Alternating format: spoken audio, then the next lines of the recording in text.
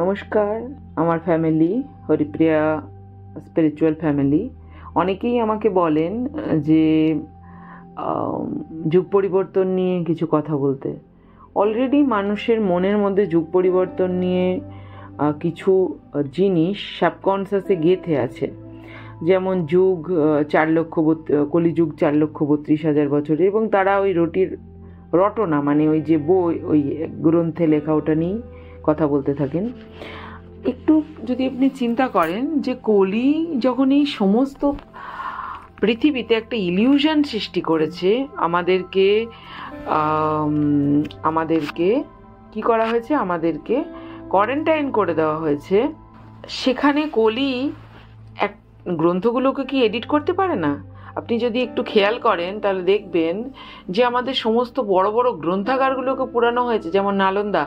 এইরকম পশ্চিমেও কিছু গ্রন্থাগার ছিল যেগুলো বিশাল বড় বড়, সেগুলোকে আসল তথ্য কিন্তু আমাদের কাছে কিচ্ছু নেই। সেই সময় মুনি ঋষিরা কি করেছিলেন? মুনি ঋষিরা বলা হয় ধ্যানের মাধ্যমে, ভগবান রামচন্দ্রের জন্মে 10,000 বছর আগে মুনি বাল্মীকি রামায়ণ লিখেছিলেন। কিভাবে? ধ্যানের মাধ্যমে জেনে। তো এখনো তো মানুষ তাই করছে। ধ্যান মানে কি? চ্যানেলিং, রিসিভ করা হায়ার ডাইমেনশন থেকে।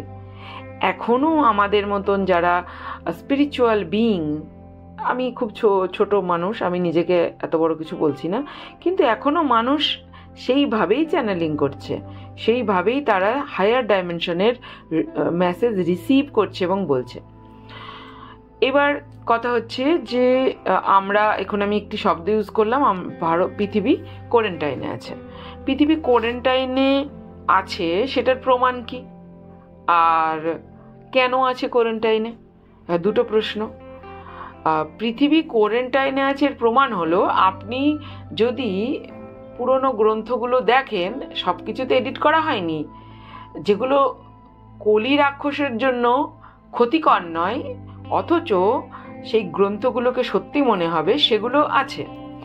তো আপনি যদি দেখেন যে প্রথম থেকে সত্যতেতা এসব বিভিন্ন গ্রন্থে, তো আপনি দেখবেন গন্ধর্ব, কৃতিকা, অপ্সরা, দেবতা এবং বিভিন্ন স্পিসিস, বিভিন্ন জাতি, অন্য ডাইমেনশনের তারা আমাদের পৃথিবীতে আসা যাওয়া করত। এর জন্য জানার জন্য রকেট সায়েন্সের দরকার নেই, সবাই জানে। ভগবান রামচন্দ্রের বিয়ের সময় বিষ্ণুলোক থেকে বিষ্ণু মহাদেব এসেছিলেন, এগুলো অনেক কিছু আছে, অনেকেই জানেন। তো তার মানে আমাদের পৃথিবীতে দেবতারা আসতেন। যে অন্য কোনো ডাইমেনশন আছে, আর অন্য কোনো ডাইমেনশনে কোনো আলাদা স্পিসিস বাস করে। আমাদের একটা বোকা বোকা ভাবনা যে এত বড় ইউনিভার্সে, তারপর মাল্টিভার্সে, শুধু একটু ছোট্ট পৃথিবীতে আপনিই আছেন, আপনারাই মনুষ্য জাতি আছেন, আর কেউ কোথাও নেই। কি বোকা বোকা ধারণা ভাবুন। এইবার এটা আপনাকে বিশ্বাস করানো হচ্ছে, কারণ আপনাকে কোয়ারেন্টাইন করা হয়েছে, আপনি ইনফেক্টেড। এবার মনুষ্য জাতি কি করে ইনফেক্টেড? না, একটা সময় মনুষ্য জাতির কনসাসনেস বাড়ানোর জন্য ইন্টারডাইমেনশনাল ব্রিডিং হয়েছিল বহুবার। যেমন আপনাকে আমি দাপর যুগের একটা তুলনা দিই। দাপর যুগে মাতা কুন্তির জন্ম হয়েছিল, মাতা কুন্তির সন্তানদের জন্ম হয়েছিল, যেমন যুধিষ্ঠির, যমরাজের এবং মাতা কুন্তির ইন্টারডাইমেনশনাল ব্রিডিংয়ে। অর্জুন ভগবান ইন্দ্রদেবের সন্তান, নকুল ও সহদেব হচ্ছে অশ্বিনী কুমার দয়ের সন্তান, ভীম বায়ুর সন্তান।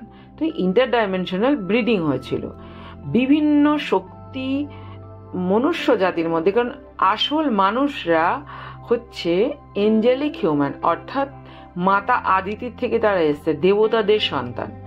তো এইরকম ইন্টারডাইমেনশনাল ব্রিডিং হয়েছে বিভিন্ন শক্তিশালী সন্তানদের জন্ম দেওয়ার জন্য, এবং মনুষ্য জাতির ডিএনএকে হায়ার করানোর জন্য, কনসাসনেসকে হাই করার জন্য। সেই রকমই যদি ত্রেতা যুগে দেখেন, লোয়ার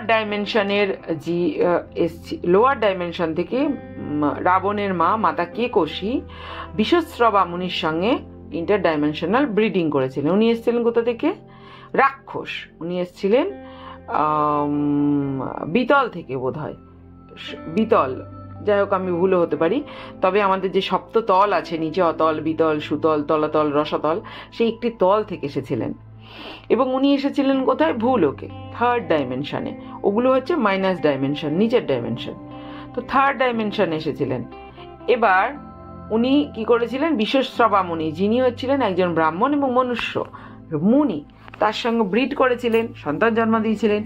সেখানে একটি ভালো সন্তান কিন্তু জন্মেছিল, দেবতা তুল্য সন্তান, সেটা হচ্ছে বিভীষণ, যে ধার্মিক। কিন্তু তিনটে কি হলো? এগুলো তাদের ক্ষেত্রেও এটা অ্যালাউ করা হয়েছিল সেই সময় যে নিচের ডাইমেনশনের জীবেদেরও কনসাসনেস হাই হোক, তাদের মধ্যে সৎ গুণ ঢুকুক। কিন্তু রাবণ কি তৈরি হলো? ইন্টারডাইমেনশনাল ব্রিডিং করে। তো এইভাবে আমাদের যেমন বিশ্বশ্রবা মুনির আরেকটি সন্তান হচ্ছে কুবের, গন্ধর্বের সঙ্গে সেখানে ইন্টারডাইমেনশনাল ব্রিডিং হয়েছিল। এরকম প্রচুর আপনি উদাহরণ দেখতে পাবেন। এই রকম ইন্টারডাইমেনশনাল ব্রিডিং যেমন দেবতারা করেছিল, তেমন অসুর, দানব, দৈত্য, পিশাচ সবাই করেছিল। এইভাবে করে আমাদের ডিএনএ ইনফেক্টেড হয়ে গেছে। একটি বাড়িতে বাবা মা ভালো মানুষ, একটি সন্তান জন্মালো দানবের মতো, সে বাবা মাকে ধরে পিটাচ্ছে। কেন? এই ডিএনএ আমাদের সবারই মধ্যে মিক্সচার হয়ে গেছে। আমাদের রামা এম্পায়ারে যে আমি সেদিনকে যে একটা স্টোনের কথা বলছিলাম, আমি ফেসবুকের একটি লাইভে আমি বলছিলাম যে আমি যে লেমোরিয়ান কোয়াজ ইউজ করি সেটা ত্রেতা যুগে রামা এম্পায়ার বলে ওরা, মানে ভগবান রামচন্দ্রের ওই সময়। ওতে 12 স্ট্যান্ড, সেই সময় মানুষের ছিল 12 স্ট্যান্ড ডিএনএ। 12 স্ট্যান্ড ডিএনএ মানে অষ্টসিদ্ধি নবনিধি ছিল তাদের। শরীরকে ছোট করা, বড় করা, জলের মধ্যে দিয়ে যাওয়া, আগুনের মধ্যে দিয়ে যাওয়া, হাওয়ার মধ্যে দিয়ে যাওয়া, ডিসঅ্যাপিয়ার হয়ে যাওয়া মানে মিলিয়ে যাওয়া, সব রকম কিছু ওই নষ্ট সিদ্ধি নবনিধির মধ্যে ছিল। সেগুলো নেচারালি, অর্গানিকভাবে জন্মের সঙ্গে সঙ্গে মানুষ পেত, কারণ তাদের তখন বডিতে হাজার রকমের ইনফেকশান ছিল না, ডিএনএ ইনফেকশান, জেনেটিক ইনফেকশান, যেটা এখন আপনারা দেখছেন। আমি এবার অনেক ডিপে চলে গেলাম, আবার আমি পরের কথায় ঘুরে আসি। এই ডিএনএ জেনেটিক নিয়ে আপনারা যদি আমি যদি দেখি এটা 1000-এর ওপর ভিউ হয়েছে, সেক্ষেত্রে আমি এটা নিয়ে আবার ডিটেলে ভালো করে বলবো। আচ্ছা, এই যে ডিএনএ, এখানে একটি ছোট্ট কথা বলে রাখি যে ডিএনএ জেনেটিক, এগুলোর জন্য আমরা বিভিন্ন রোগ, বিভিন্ন ব্যাধি, বিভিন্ন মেন্টাল ডিস্ট্রাকশন ফিল করি, অ্যাংজাইটি, ডিপ্রেশন ফিল করি। তো এইটার জন্য একটি ক্লাস আসছে 1 মার্চ থেকে, চাইলে আপনারা জয়েন করতে পারেন। এখানে অনেক ডিপ হিলিং হবে, যার মধ্যে জেনেটিক, আপনার ওপর থেকে এন্টিটি ক্লিয়ারেন্স, আপনার ওরাতে কোনো কিছু চিপকে বসে আছে প্যারাসাইটের মতো, সেগুলো ক্লিয়ারেন্স, আপনার ইনার চাইল্ড, আপনার ট্রমা, আপনার সাবকনসিয়াস, সব হিলিং হবে। চাইলে জয়েন করতে পারেন। এবার আবার আমরা কথায় ফিরে আসি। তো আমরা কথা বলছিলাম যুগ পরিবর্তন নিয়ে। এই যে পৃথিবী ইনফেক্টেড, তাকে কোয়ারেন্টাইন করে দেওয়া হয়েছে। এখন কোনো বাইরের ডাইমেনশনের জীব এখানে ঢুকতে পারবে না। কিন্তু নেগেটিভ লোকেরা কথা শুনে কই, তারা তো পোর্টাল খুলে রেখে দিয়েছে, নেগেটিভ পোর্টাল। পৃথিবীতে প্রচুর পোর্টাল আছে, হায়ার ডাইমেনশন আর লোয়ার ডাইমেনশন। হায়ার ডাইমেনশনের পোর্টালগুলো এখন অত সহজে সেখানে যাওয়া যাবে না, সেখানে পোর্টালদের রক্ষক আছে, দ্বাররক্ষী। এবং ভারতবর্ষের যে পোর্টালগুলো আছে, যাকে আপনার লে লাইন্সও বলে হিন্দিতে, মানে পশ্চিমা দেশের লোকেরা, পোর্টালসগুলো কি মিশেছে এক জায়গায়, জংশন। তো সেই পোর্টালগুলো ভারতে বিশেষ করে সব মাটির নিচে, জলের মধ্যে, মাটির নিচে, ওপেন পোর্টাল নেই। কিন্তু বিদেশে অনেক জায়গায় ওপেন পোর্টাল আছে। সেটা কেন আমি জানি না, প্রকৃতির খেয়াল বা কোনোভাবে কোনো কিছু বাঁচানোর চেষ্টা, আমি জানি না। যাই হোক, তো আচ্ছা, পোর্টাল কোথায় কী আছে, হ্যানা ত্যানা 7-17 কাকে কী বলে, বড় বড় পোর্টাল কী, এগুলো জানতে গেলে আরও অন্য ভিডিও লাগবে। আপনারা যদি এই টপিকগুলো নিয়ে জানতে চান, তাহলে আমাকে কমেন্ট করতে হবে সুন্দর করে, আর শেয়ার করতে হবে। আমার ওয়াচ টাইম বাড়ছে না, আমি জয়েন বাটন পাচ্ছি না। জয়েন বাটন পেলে আপনাদের জন্য আরও কিছু স্পেশাল ভিডিও আমি বানাবো, যারা সেখানে আমার ওই জয়েন বাটনে জয়েন করবে। ওকে। গেল। এবার আমরা যাচ্ছি আবার আসছি যুগ পরিবর্তনে। আমরা এখন কোন সময় এসে পৌঁছেছি? আপনারা যদি যুক্তেশ্বর গিরিজির বই পড়েন বা যোগানন্দজির, পরমহংস যোগানন্দজির যোগী কথামৃত পড়েন, সেখানে যুক্তেশ্বর গিরিজি কিন্তু এই কথাটি বলেছেন যে 1900 সালেই আমরা দাপর এসেছিলাম। যেমন আমরা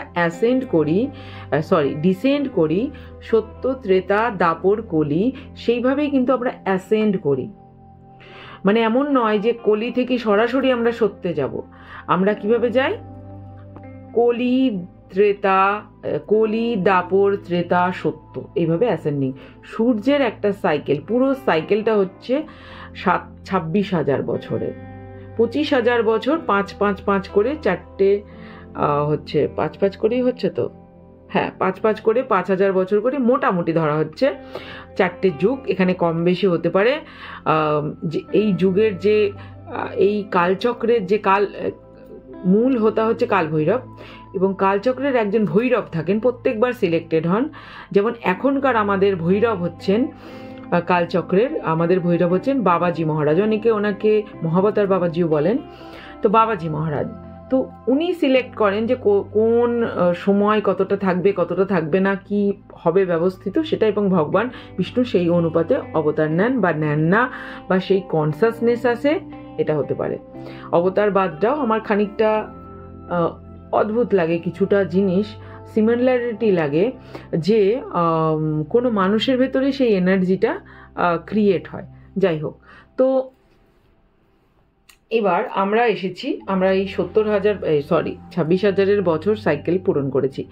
আচ্ছা, এই সাইকেলটা যখন আমরা পূরণ করি, তখন পৃথিবীতে এই পুরো ব্রহ্মাণ্ডে সব কিছু ডিম্বাকৃতি ঘোরে। তো ডিম্বাকৃতি যখন ঘোরে, তখন আমরা এই যে আমাদের গ্যালাক্সির সেন্টার থেকে পৃথিবী, সূর্য, পুরো পৃথিবী ঘুরছে, চাঁদ ঘুরছে পৃথিবীর চারিদিকে, পৃথিবী ঘুরছে সূর্যের চারিদিকে, সূর্য সমস্ত সৌরমণ্ডলটাকে নিয়ে আমাদের গ্যালাক্সিটাকে ঘুরছে। তো গ্যালাক্সিটার যে মূল জায়গা, সেইটাকে বলা হয়, সেটা ব্ল্যাক হোল। কিন্তু ব্ল্যাক হোল মানে হচ্ছে অ্যাবসলিউট ব্ল্যাক। অ্যাবসলিউট ব্ল্যাক কি মানে? অন্য ডাইমেনশন, যেটা আমরা চোখে দেখতে পারছি না, বা আমাদের এই থার্ড ডাইমেনশনের চোখ দিয়ে সেটাকে দেখা সম্ভব নয়, তাই তাকে, এটা অ্যাকচুয়ালি অদৃশ্য, তাই তাকে আমরা ব্ল্যাক দেখি, অ্যাকচুয়ালি ওটা অদৃশ্য। তো ওইখানটা মনে করা হয় ভগবান বিষ্ণু যে বিভিন্ন জায়গায় আছেন, তিনি যেমন গ্যালাক্সির মাঝে আছেন, তিনি ব্রহ্মাণ্ডের মাঝে আছেন, আবার মহাব্রহ্মাণ্ডেও তিনি মহাবিষ্ণু রূপে আছেন। তাই এই যে গ্যালাক্সির মধ্যে যে বিষ্ণু আছে, বোধহয় তাকে গর্ভোদ্যোগশায়ী বিষ্ণু বলে। তো সেই বিষ্ণুর কাছ থেকে, মানে সেই যে বিষ্ণু লোক থেকে আমরা যত দূরে যাই, আমাদের সৌরজগৎ যখন ডিম্বাকৃতি ঘোরে, তো ঘুরতে ঘুরতে যত দূরে যায়, যুগের তত ডিসেন্ড হয়, আবার ঘুরতে ঘুরতে ঘুরতে ঘুরতে যত কাছে আসে, যুগ তত অ্যাসেন্ড করে। ওকে, তো এটা পুরোটা টাইমটা পুরো 26,000 বছরে, তার মধ্যে 25,000 বছর যুগ আর 1,000 বছর হচ্ছে ট্রানজাংশন পিরিয়ড।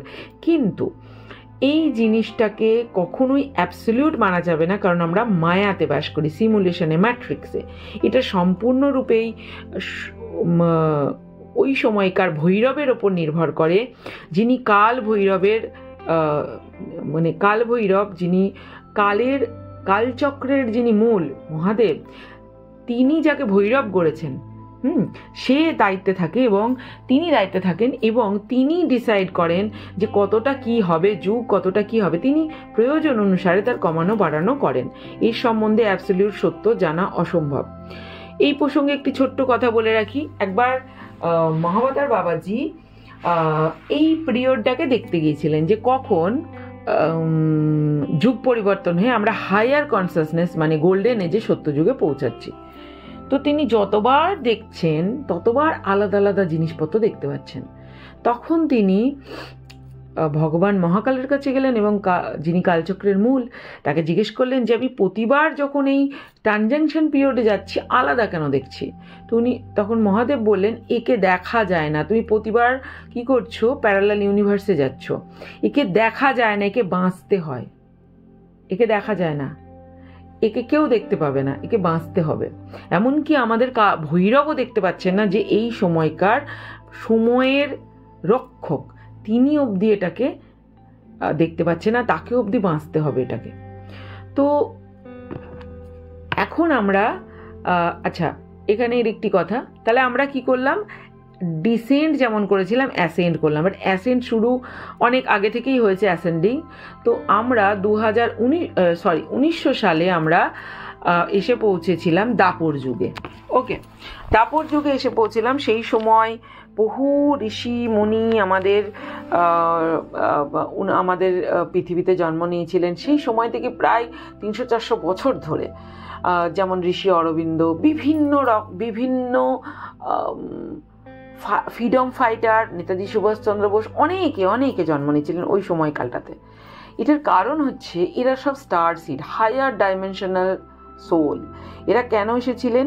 কারণ হচ্ছে রেপটিলিয়ান বা নাগা প্রজাতিরা পৃথিবীটাকে দখল করে নিয়েছিল। সেটা কিভাবে না, নাগারা আমাদের একদম নিচের ডাইমেনশনে থাকে, যেসব অতল, ভূতল, সুতল, তলতল, বিতল, রসাতল বললাম, সেরম জায়গায় তো নিচে থাকে।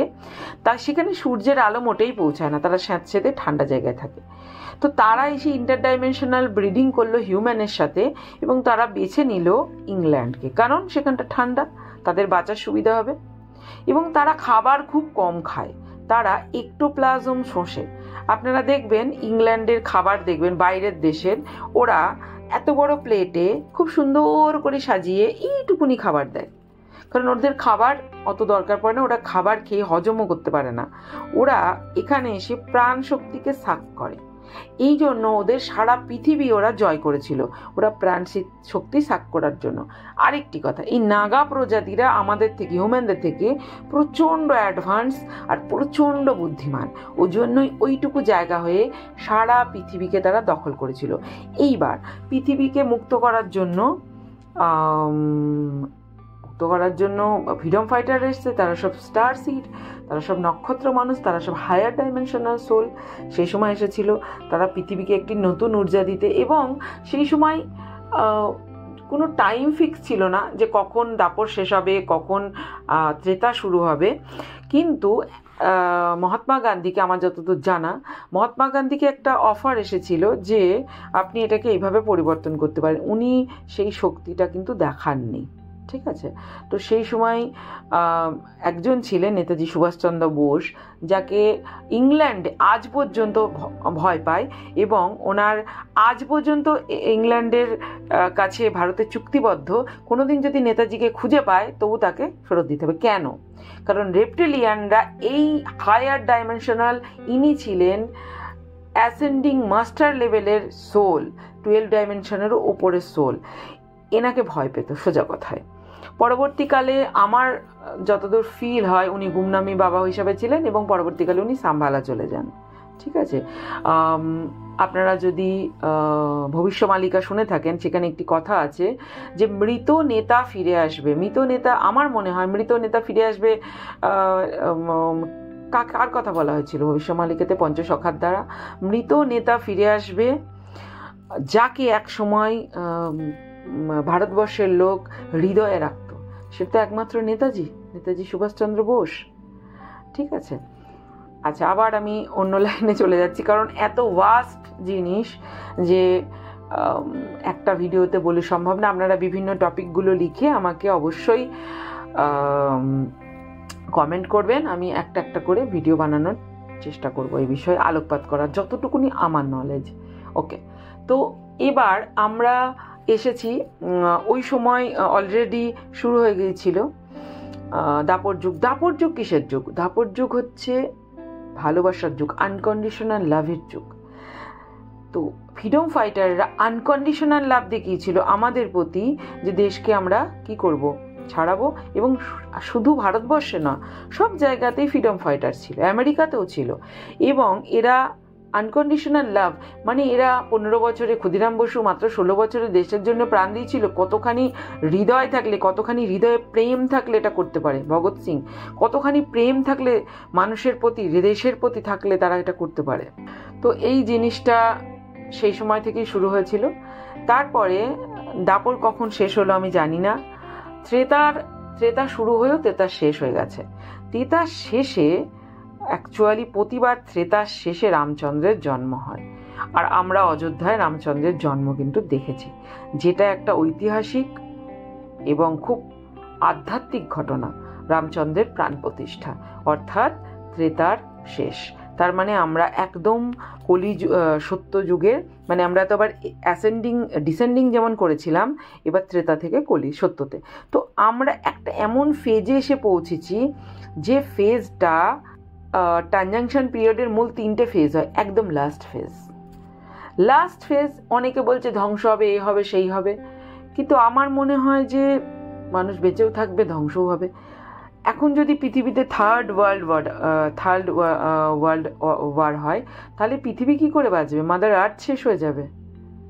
মঙ্গল যেভাবে শেষ হয়েছে, প্রাণ ধ্বংস হয়েছে, মঙ্গলের অনেক সোল এখানে এসে জন্ম নিয়েছে।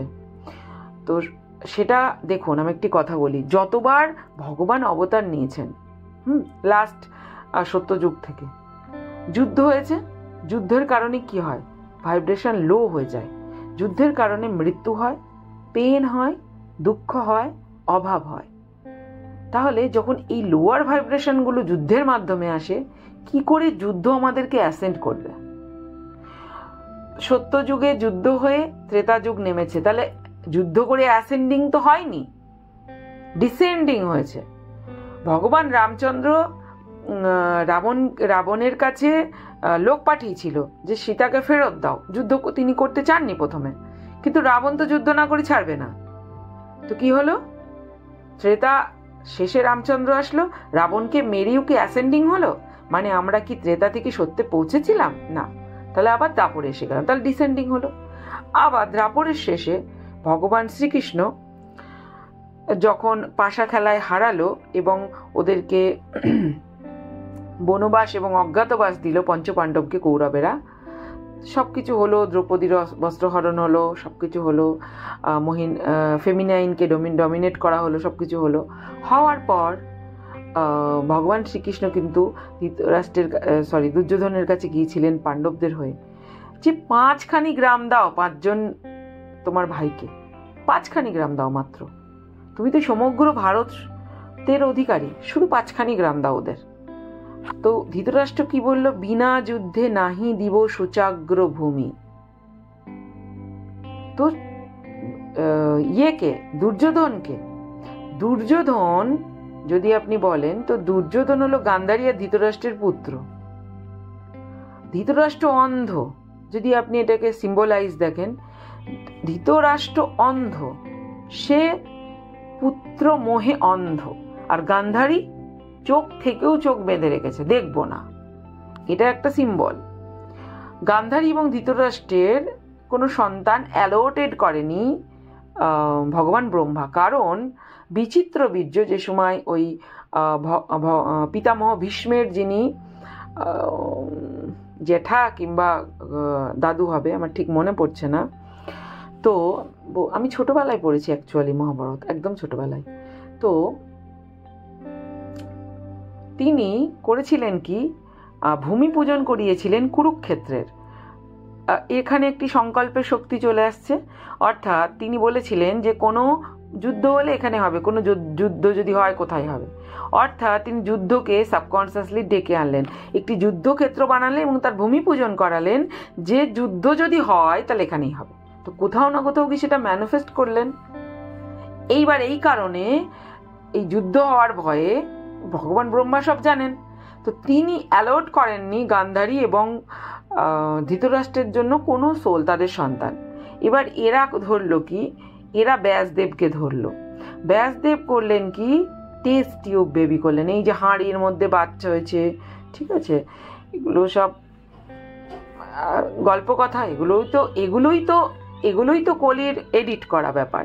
তো আচ্ছা, তো এটা হচ্ছে টেস্ট টিউব বেবি ছিল।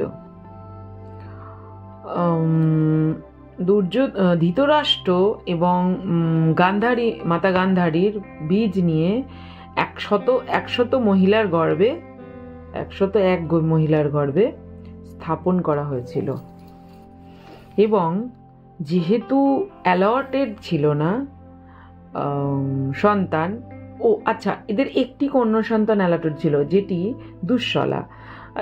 শত শত 100 নারীর গর্ভে বীজ স্থাপন করা হয়েছিল। আর গান্ধারীও একদম শেষে একটি সন্তান জন্ম দেয়, যেটি একটি কন্যা। এটা কিন্তু অ্যালটেড ছিল, এই পুত্র ছিল না। ওকে, এবার যেহেতু সোল অ্যালটেড করেননি, তাহলে ওই বডিগুলোতে ঢুকবে কে? তখন কলি সে সুযোগ নেবে। কলি তার সাঙ্গপাঙ্গ নিয়ে ওই বডিগুলোতে ঢুকলো, কারণ ব্রহ্মা কোনো সোল অ্যালট করেনি। এইটা হলো ওই সময়কার পুরো ঘটনা। আমরা এখন একদম গোল্ডেন এজের 5 ডাইমেনশনাল কনসাসনেসের দোরগোড়ায় পৌঁছেছি। আপনি কার্বন বেস বডি নিয়ে ক্লিয়ারলি বলছি, কার্বন বেস বডি, আমাদের বডি কার্বন বেস। আমরা খাই, ভিতরে সেটাকে হজম করি, প্রাণ শক্তিতে রূপান্তরিত করি, এক্সট্রা আমরা বার করি, ওয়েস্ট বার করি। তো আমাদের কিন্তু কার্বন বেস বডি নিয়ে 3rd ডাইমেনশনে যাওয়া অসম্ভব। আমরা 5th ডাইমেনশনে। সত্যযুগ কিন্তু গোল্ডেন এজ শুরু হয় 5th ডাইমেনশন থেকে। সেখানে কিন্তু ফিজিক্সের ল আলাদা। এখন আমাদের সামনে কোনো 5th ডাইমেনশনাল বডি যদি আসে, আমরা কিন্তু চোখে দেখতে পাবো না, তার আওয়াজ শুনবো, তার গন্ধ শুকবো। কেউ যদি দেখতে পারে, তখন আমরা তাকে বলি তার 3rd আই খুলে গেছে। 4th ডাইমেনশনে অর্ধেকটা পজিটিভ, অর্ধেকটা দেব আর অসুরের দুজনার বাস। আর 5th ডাইমেনশন থেকে শুরু লাইট। ওকে, তো 5th ডাইমেনশনকে আমরা চোখে দেখতে পাবো না, কারণ আমাদের এই 3rd ডাইমেনশনাল দৃষ্টি দিয়ে আমরা 5th ডাইমেনশনকে দেখতে পাবো না। অনেকের এক্সট্রা অর্ডিনারি শক্তি থাকে, 6 সেন্স থাকে। মানে 6 সেন্স মানে কি? পঞ্চ ইন্দ্রিয়ের ওপরেও একটি সেন্স। তো সেই সেন্স যখন থাকে, যাদের আমরা হিলার বলি, যাদের আমরা রিডার বলি, যাদের আমরা চ্যানেলার বলি, যাদের আমরা মিডিয়াম বলি, যাদের আমরা বলি মেডিটেশনের মধ্যে রিসিভ করছে, তাদের ওই 6 সেন্সটা থাকে। অর্থাৎ তারা রূপ, রস, গন্ধ সেই ডাইমেনশনের কিছুটা রিসিভ করে। এবং যেহেতু সেই ডাইমেনশনের সব কিছুকে আমাদের ভাষা দিয়ে, আমাদের জীব দিয়ে বলা সম্ভব নয়, তাই সে তার মতন করে সেটাকে বলানোর চেষ্টা করে। অথবা 5th ডাইমেনশনের বিংরা আমাদেরকে একটা সিগন্যাল দেয়, যেটার মাধ্যমে আমাদেরকে ডিকোড করতে হয় এর মানে কি। যেমন স্বপ্ন, বিভিন্ন রকমের স্বপ্ন বিভিন্ন মিনিং দেয়, মানে ওটা একটা সিগন্যাল। কারণ তার ভাষা হয়তো হতে পারে তার 2টো জীব, কে জানে। কারণ আমরা জানি যে ভগবান শিবের তিনি পঞ্চানন, তার 5 মাথা, মা দুর্গার 10টা হাত, নারায়ণের 4ভুজ। তাহলে আমাদের মতো নয়, তারা আলাদা। তো আমরা কি করে, আমরা যেহেতু দেখতে পাই না, তাই সেই জায়গাটাকে আমাদের কাছে অদৃশ্য। কিন্তু সেটা যে এক্সিস্ট করে না সেটা কিন্তু নয়। কারণ আপনি 5th নিজে ভাবুন, আপনি সামনে, পেছনে, ওপরে, নিচে, আগে, পিছে যেতে পারেন। এবার ভাবুন এর বাইরে 4th ডাইমেনশন কি হতে পারে? 4th ডাইমেনশন সময়, অতীত, আপনার 4th ডাইমেনশনে আমরা এখন খালি আগে যাচ্ছি, পিছনে আমরা যেতে পারি না, অতীতে বা ভবিষ্যতেও আমরা যেতে পারি না। সোজা কথায় মানে এই সময়টাতে বাঁচি 4th ডাইমেনশনে, সেটা তবুও এক্সিস্ট করে সময়। কিন্তু তার উপরে 5th ডাইমেনশন, যেখানে টাইম আর স্পেস এক জায়গায়, সব সময়গুলো এক জায়গায় আছে, পাস্ট, প্রেজেন্ট, ফিউচার। সেটা কি করে আপনি এই 3rd ডাইমেনশনাল ব্রেন দিয়ে, 3rd ডাইমেনশনাল দৃষ্টি দিয়ে, 3rd ডাইমেনশনাল বুদ্ধি দিয়ে, লজিক দিয়ে বুঝতে পারবেন? বোঝা খুব অসম্ভব। সেটার জন্য স্পিরিচুয়ালিটি চাই, সেটা বোঝার জন্য আধ্যাত্মিকতা চাই, নিজের ভেতরে ঢুকতে হবে। এবার আসি আমরা এই কনসাসনেসের ব্যাপারে। এই কুম্ভ মেলা লোকে বলছে পাপ ধুতে যায়নি, পাপ ধুতে যাবো, মজা মারছে, কথা বলছে। কুম্ভ মেলা মহাকাল যাকে অ্যালট করেনি, যাকে যাওয়ার জন্য অ্যালটেড করেনি, গাইডেন্স দেয়নি, সে যদি যায় সে ভুগবে। যার জন্য অ্যালার্ট করেছে, আমি গিয়েছিলাম, আমার গাইডেড ছিল এটা পুরো। আমি সবাই এখন যাচ্ছে, আমি তো সেই প্রথমে গিয়ে করে চলে এসেছি। তো আমার জন্য এটা অ্যালার্ট ছিল, গাইডেড ছিল। ওকে, কুম্ভ মেলায় গিয়ে আপনি আপনার ইরা, পিঙ্গলা, দেখুন গঙ্গা, যমুনা, ইরা, পিঙ্গলা এবং অন্তঃসলীলা সরস্বতী, অর্থাৎ আমাদের যে মাঝখানে আছে আমাদের সুষুমনা, অন্তঃসলীলা, তাকে এক জায়গায় করা, অর্থাৎ অঞ্জনা সেন্টারে আপনার রিবার্থ হওয়া, স্পিরিচুয়াল ওয়ার্ল্ডে মহাদেব নিচ থেকে শক্তি উঠছে, ওপর থেকে শিব নামছে, এবং শিব এবং শক্তির মিলনে আপনার গোল্ডেন চাইল্ড রূপে ওখানে জন্ম হয়, আধ্যাত্মিক জন্ম হয় আপনার নিজের ভিতরে। তো কুম্ভ সেটাই তো, যথা পিণ্ডে তথা ব্রহ্মাণ্ডে। যদি আপনার পিণ্ডে সেটা ঘটিত হবার হয় তবেই কিন্তু ব্রহ্মাণ্ডে সেটা ঘটবে, নয়তো নয়। নয়তো আপনি কিছুই এক্সপিরিয়েন্স করবেন না, খালি গিয়ে রিলই বানাবেন। ওখানে কোনো পাপ ধোয় না, পাপ বাপকে ছাড়ে না, পাপ আপনাকেই ভোগ করতে হবে। আপনার এনার্জি দিয়েই পাপকে খতম করতে হবে, মন্ত্র জপ করে, এনার্জি ক্রিয়েট করে, হবন করে, যজ্ঞ করে, দান করে, নতুবা ভোগ করে। এই যে ধরুন আমি দোষ কাটানোর করেছি, আমার গ্রুপে দোষ কাটানোর গ্রুপে 25 জন ঢুকলো। 25 জন ঢোকার পরে ঢুকে চুপ করে বসে আছে। আজ বলছি, কাল বলছি, পরশু বলছি। এর কারণ কি? এর কারণ হচ্ছে আমরা আত্মলিঙ্গ জ্যোতির্লিঙ্গে যাই দোষ কাটাতে। পৃথিবীর হলাহল বিষ একমাত্র মহাদেবী নেন, আর কেউ নেন না, ঠিক আছে? তো দোষ কে নেবে? হবন মানে আপনার ঊর্জা এখানে খরচ হচ্ছে। কি ঊর্জা? আপনি খেটে ইনকাম করে মানি নিয়ে আসছেন, সেই ঊর্জাটা আপনি হবন করতে লাগাচ্ছেন, এবং বাকিটা যিনি গুরু করছেন গুরু, আর মহাদেব নিচ্ছেন। এখন আপনার যদি অ্যালার্ট না হয়, আপনার মনে আপনি এক্সকিউজ করবেন, আমার ছেলের পরীক্ষা, আমার মেয়ের পরীক্ষা, আমার কলেজে, আমার এখন যেতে পারছি না, আমি তখন যেতে পারছি না। এর কারণ হলো যে আপনার অ্যালার্ট হয়নি, মহাদেব আপনাকে অ্যালার্টই করেনি। তিনি কেন যার তার কর্মফল নেবেন? সেই মানুষটিরই নেবেন যে ইউনিভার্সকে সার্ভ করছে, যে পৃথিবীতে থেকে কোনো উপকার হচ্ছে পৃথিবীর, যে পৃথিবীকে, পৃথিবীর মানুষকে, পৃথিবীর জীবজগৎকে বা ইউনিভার্সকে কোনো না কোনো রূপে সার্ভ করছে। সে বিশ্বাস করবে না, সে লজিক্যাল মাইন্ড লাগাবে, এটা তার দৈব, এটাকে বলা হয় দৈব অভিশাপ। তার দৈব অভিশাপ যে সে বিশ্বাসই করবে না যে হবন করে কিছু হয়, এবং সে কাটাতেই পারবে না সেটা, কারণ সে কষ্ট, ওই ভোগান্তি হবে তার, ভুগে ভুগে ভুগে ভুগে ভুগে সেই কষ্টটা সে ভুগে ভুগে শেষ করবে। সে 5,000 টাকা যোগ্য করতে পারবে না, 50,000 টাকা সে লস করবে, বা 5 লাখ টাকা সে লস করবে। ওটাই তার ভোগান্তি, কারণ তার লজিক্যাল মাইন্ড তাকে এটা করতে দেবে না, তার রাহু তাকে এটা করতে দেবে না, ঠিক আছে? তো এটি একটি বিষয়। এখানে কোনো রকম নিজেকে ছোট বড়, দিদি কাকে কি বলেছে, এটা না, এটা সত্যি কথা। আর সত্যি কথা তেতো হলেও সত্যি, এটা বলার জন্য মাঝখানে এবার আমরা এসে পৌঁছেছি একদম দোরগোড়ায়। কিন্তু আমাদের কার্বন বেস বডি, আমরা গোল্ডেন এজের দোরগোড়ায় বসেছি, কিন্তু আমাদের কার্বন বেস বডি নিয়ে কিন্তু আপনি 5 ডাইমেনশনে বিলং করতে পারবেন না। সেখানকার বডি হচ্ছে ইথেরি, মানে আকাশ তত্ত্ব দিয়ে গড়া বা ইথার দিয়ে গড়া। আকাশ তত্ত্ব আমি সোজা ভাষায় বোঝানোর চেষ্টা করছি। আমাদের 5টা তত্ত্বের উপরে আছে অহং তত্ত্ব, তারপরে আছে মহৎ তত্ত্ব। সেই মহৎ তত্ত্ব দিয়ে গড়া। আকাশও ঠিক নয়, ইথার হচ্ছে মহৎ তত্ত্ব দিয়ে গড়া, ঠিক আছে? তো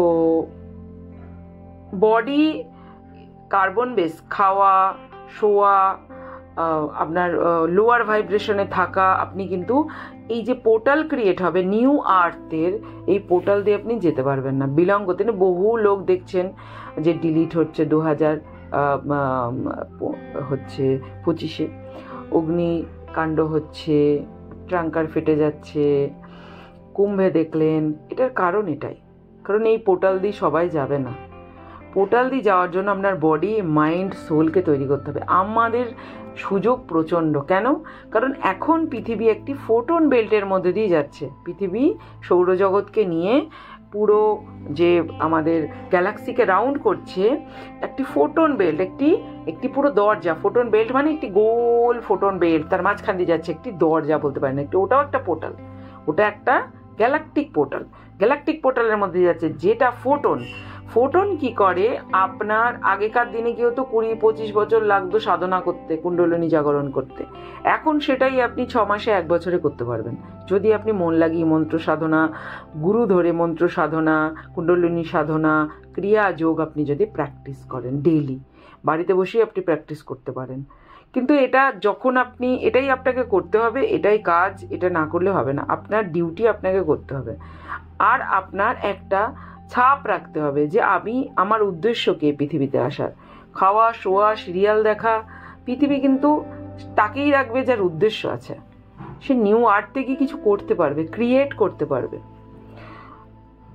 যদি আপনার কোনো উদ্দেশ্যই না থাকে পৃথিবীতে, কোনো সার্ভ না থাকে পৃথিবীকে, শুধু নিজের স্বার্থ দেখায় থাকে, তাহলে কিন্তু আপনি এই পোর্টাল দিয়ে পার হতে পারবেন। এটা যতটাই করা হোক, এটা সত্যি কথা। আর এই পরিবর্তনটা আপনি 2025-2030-এর মধ্যেই দেখবেন। 25 থেকে 30 এই 5 বছরের মধ্যে ভীষণ পরিবর্তন দেখবেন, ওয়ার্ল্ড বেসিসে, শুধু এক জায়গায় নয়। আমাদের যে সপ্ত ঋষি, তারা কোথা থেকে এসেছেন? তারাও কিন্তু হিউম্যান প্রজাতি নন, মানে হিউম্যান নন, তারা পৃথিবীর নন।